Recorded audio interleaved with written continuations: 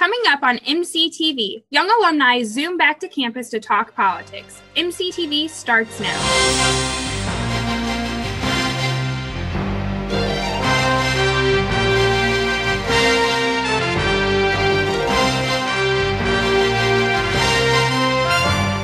Welcome to MCTV. I'm Erin Hinkle.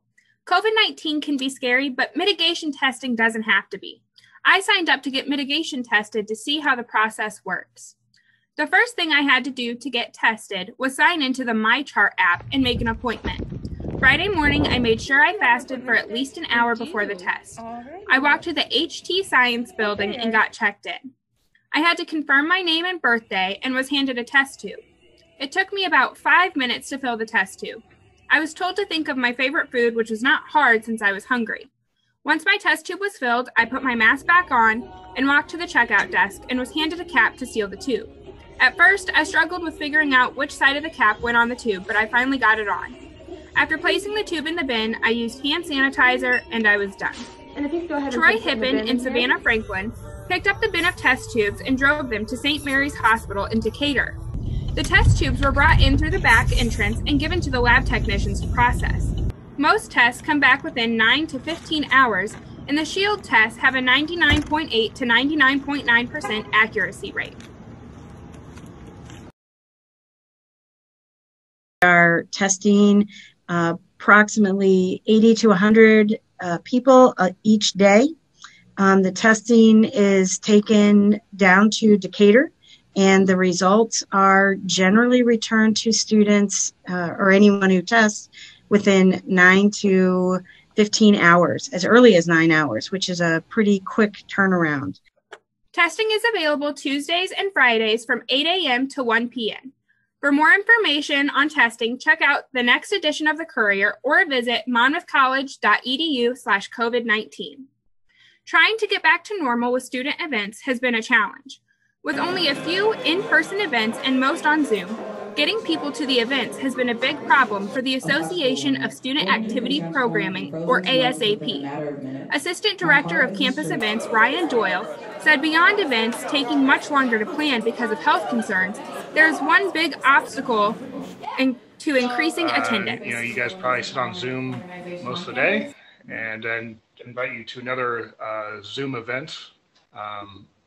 We've been trying to do bigger prizes and those kind of things. Normally we don't do that in the past, but try to get a draw to those virtual events. So they've been a blessing because you can kind of get your events out there recorded and get it with more people. But if people don't show up to the virtual events, then they kind of become frustrating. With summer just around the corner, ASAP hopes nice weather will allow them to do more outdoor activities, with movie nights on the football field returning. Some young alumni returned to campus virtually to talk about their 2020 political campaign experiences.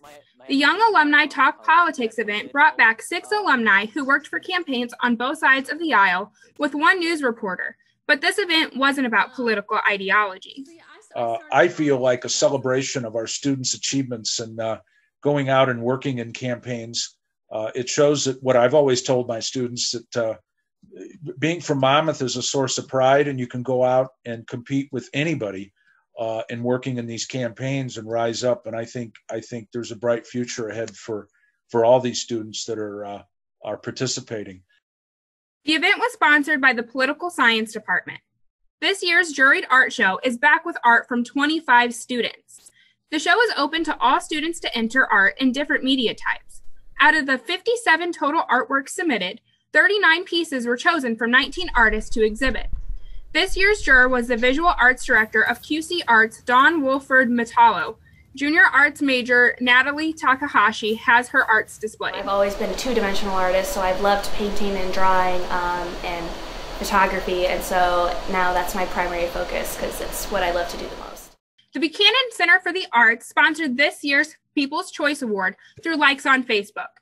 Kendall Burt was this year's winner. Monmouth College spring sports will be taking the field again. Midwest Conference schools will be permitted to engage in spring competition as long as they adhere to the conference's COVID-19 return-to-play protocol.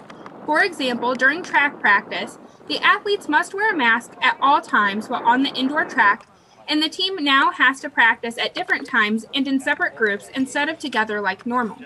This includes baseball, softball, tennis, outdoor track and field, lacrosse, and golf. I miss the team atmosphere. We are all very close, not just the distance runners together, but also, you get close with the sprinters and the jumpers and the pole vaulters. And I miss that, being able to interact with everyone. I don't know, it's just very different. It's very quiet, and I feel like everyone's just a little bit lost. Spring sports are expected to start between late March and mid-April and will end by mid-May. That's MCTV. I'm Erin Hinkle. See you next time.